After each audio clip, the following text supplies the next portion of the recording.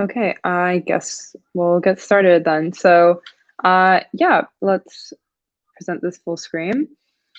Hello everyone. My name is Glecia Gordon, and apologies if you can see any Discord notifications. I didn't turn off Do Not Disturb. But as this workshop does suggest, I will be speaking about, how you can turn something you have as potentially like an idea and really scale it to something larger. These expansion one-on-one workshops I've been giving a lot that really do help students a lot. Yeah, I'm really hoping that I can give some things that will either be good for takeaways, and you can now, with this recording being up, come and rewatch whenever you need to. But let's get into it. So as a little presentation outline, first I'll talk a little bit about me. I'll give you some background inspiration as to why I started, a quote to reflect on, that also ties to finding the right people, and I'll get into that.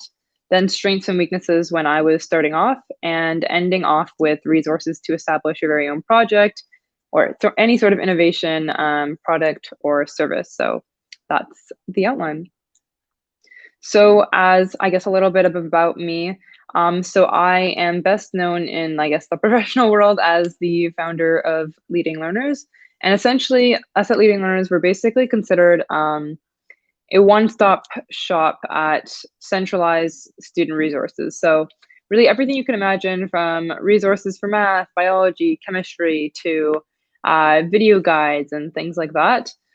So as I guess some statistical numbers, we've been able to reach over 100,000 students on the global scale. And we have also promoted over $3 million in scholarships under a year of operations. And I myself am fully trilingual if you want to ask any questions in other language in the chat.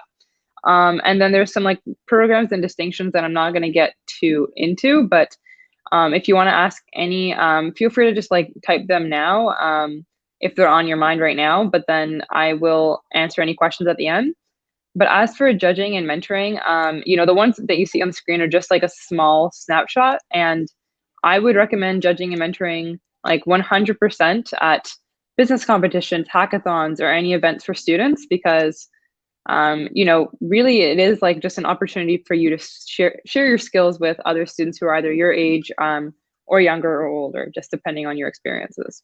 But yeah, that's a little bit about me. Next, we actually completely rebranded. So our logo is no longer like this pink brain logo, and it's black now. But this may be of inspiration for you, like for how we look like and also how we categorize our resources. So resources, we kind of categorize them into three categories. So first, resources, materials, and tools. Just to kind of debrief them, resources, anything like, the basic resources that come to the top of your mind, like, certain YouTube channels for biology or English or things like that. And then materials, we consider it to be more so like the tangible items. So things like classroom posters, I can't even think right now, like organizational planning sheets where students can, print it out and easily bottleneck and make their final post-secondary decision. And then tools, we consider it to be like anything that's, I guess you could say, non-stationary. So like 1 to 2 minute video guides explaining simple concepts to students, or study timers that students can easily follow along with. So that was a little bit about me, and then a little bit about us at Leading Learners, and we've definitely rebranded. So I want to keep noting that. But yeah, let's keep going. So next, getting into background inspiration. Personally, I think at any event, any speaker talk, any sort of panel, I love to learn about why the panelists or why the speakers or why the workshop speakers, why they started, and also what's giving them the drive to keep going. I think personally, at least, that's like the most interesting part of, events and hearing about inspiring entrepreneurs. So I guess starting off with why I started. So I usually tell people there's 3 reasons why I started, and that is still true today. So growing up, from a diverse background, my parents had spent, hundreds upon hundreds of dollars for me to attend different tutoring services and really just be able to learn overall. And really, it was a really challenging process. So I had thought, let's just create like a single language platform. That would be something so simple, but also really helpful to people. But then I realized about like, halfway through high school, that's that's a great idea, but I honestly don't even know what I want to do after high school at all. And I'm almost done high school. So I really would appreciate like having like a centralized approach at bringing everything together as students may need, onto a singular platform. And so with that idea, and then also kind of experiencing quite a lot of peer and then some family pressures when making my career decision, I said, let's just like put it all together and create a one-stop approach at Student Resources. And as for reasons why I keep going, well, now launching us, I've definitely seen that there are thousands of students in the shoes that I was once in or would like to get out of. So, with just launching the idea, my large overarching goal, which is kind of funny to some people, was to reach 500 students. I just said, it's a nice number, let's do it. But now we're into the thousands, and I've realized that that impact was definitely there, but I just wasn't aware of how large it would scale. And then, now feeling much more comfortable knowing where I want to be in the future is definitely a reason why I keep going. I have seen that I personally love working within the intersection between business and technology. And then as for feedback, I just love hearing feedback from students, parents, educators, counselors, like everyone, and student stories. So, if students explain how they really found us useful in their academic years, that's something I really love to hear. And next, I'm going to get into like a quote that I usually speak about a lot. So this one quote by Meredith Mahoney, she had said, know where you want to go and make sure the right people know about it. I resonate with this so much. And the number one reason being was when we started, and this can resonate with many of you, I feel, I was just starting this idea with myself and my closest friend. That was it. Like there was no one else really supporting us. We just had this idea and we were like, let's just do it. But we didn't even think about at all recruiting a team until like several months later. And that's something that once we had recruited that team, that's something that I had realized was so important, which was finding those right people for you and finding the right people who can best support your community and what you're trying to solve, what mission you're trying to work towards. And so I just want to emphasize that quote that, really finding the right people is what can drive your successes in the long run. So how do you go about finding the right people? Well, there's so many different ways, but I've kind of like, I guess, summarized my top 5 favorite, if you will. So starting off with closer friends. I know that like there are many of us who have friends that don't want to give too harsh or critical feedback, and that's, my friends, not gonna lie. We're really nice to each other. So with your closer friends, you may not, or at least for me, I try not to necessarily ask them for advice on an action I should take. Usually I'll just take that action, especially in business, and then, get their input after, because I feel like they can definitely see that difference and like that change in what actually happened. So that's for closer friends. Second, if you're not as confident, reaching out through other people. So having like a single communication representative who works on like all the external relations for your team.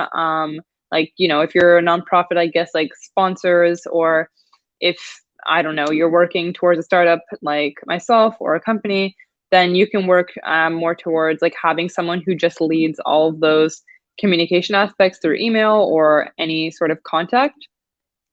Third, connecting with program participants. So, you're already here at HyperHacks, which is really great because I did see the Discord. Like, you can definitely go and connect with other people and people maybe you're even connecting together already to create your projects and seeing if it can maybe scale to something larger. And then my last 2 here, learning from your elders. We always say like, our elders have the best experiences, but they also have the most experiences, having lived twice, triple our ages sometimes. So definitely see like if you can try to, I guess, get like a sit down and, get to know how they've been able to work through some problems in the past. And then educators lessons, you may be surprised, but high school teachers and professors at college or university, they're definitely willing to sit down and just like have like a good 15-minute call, or if in person maybe a little bit longer, like an hour through their lunchtime. Like they're definitely willing to sit and listen. And my first mentor in business was my high school English teacher in grade 11 years. So he's definitely been a great support when I was starting off. But yeah, that's some tips for how do you find the right people. So strengths and weaknesses, and then I believe I get into resources and then nearing the end. So strengths and weaknesses when we were starting off. So I was really proud of our team from the very beginning of having a really close-knit community and really regular bonding sessions from the very beginning. So, one way that and I've been asked this a lot, like, how do you keep your community connected? Was that we had this like once a week, we would do this like weekly question, and that's just anything. Like, it could be anything for your team to answer just to get engaged. And if you're able to, and you have like a smaller team, having like one-on-one meetings bi-monthly just with each and every individual member on your team is really great. And then second, we focused and honed in on our target audience, which was obviously students, and we received support from them from the very beginning. So, we went around high schools and universities and colleges in my, childhood area, community, and we were able to get some validity in our idea by doing these surveys. Third, we knew of things that we could and could not control early on. So, for example, something that we knew we could control was obviously, reaching how many students we would reach through the surveys, because we could just do more surveys. It was pretty easy, but we knew that we could not control or change how parents or educators would approach the platform, despite the support we were receiving. And then the last strength, well, maybe not last, but the last strength on my mind is we had a strong foundation of values and a strong mission statement. So our mission statement is to support students through free and accessible resources in order to find their own individual paths or own individual successes. And, that's a mission statement that connects with, I want to say, every student, if not every other student. And that really kept us really close together. Then getting into weaknesses. So there are three here that are kind of all connected in a sense, but first starting off, when you have a completely student-led team, which I would expect that everyone here is either in high school, university, maybe just graduated. You are kind of, I guess, in a period where you're just trying to learn more about yourself and maybe not too confident, which was me. Like, I would not be speaking like this, like even last year. But when we were speaking to government leaders and educators and parents, even twice or triple our age, we didn't have that confidence really just starting off. And that links onto my second point, because I believe we didn't have that confidence because we didn't have a professional front or really great brand establishment like starting off. So by that, I mean, we weren't able to answer simple questions that people were asking us, like, why do you guys exist? Or why should we come to you? We just were not able to answer those questions directly. And we were able to solve that eventually by creating one-pager guides that would answer those questions. And then lastly, that kind of links onto all the other weaknesses, but we didn't have a project management software starting off. So even if you can just set up a basic Google Drive, Notion, or Asana, or any sort of project management software to keep all your documents and notation and documentation together, I would recommend that 100%. And then I think lastly, I am going to get into resources. So there are some that I've just continually been pushing out to many workshops I've been giving. And so on the logistical side, I have three here and then some tools as well. But on the logistical side, I think it's really important to consider team formation is also a time for team bonding as well. So, understanding each other, why you're all here, why are you taking the time to actually participate in this project, innovation, startup, nonprofit, whatever it is, because that really does help you, if you are the leader, say, hey, you were initially here because of this. Like, that can really just give them the drive to keep going. Second, spending time researching your target audience more than the potential outcomes. So I did go over that. Our large goal was to reach 500 students. And that was just something silly in my mind that I really didn't put much attention towards. But I was really focusing on how students are struggling right now and how we could best support them as a target audience more so. And then lastly, if you're not, to put yourself in the consumer or customer persona's shoes.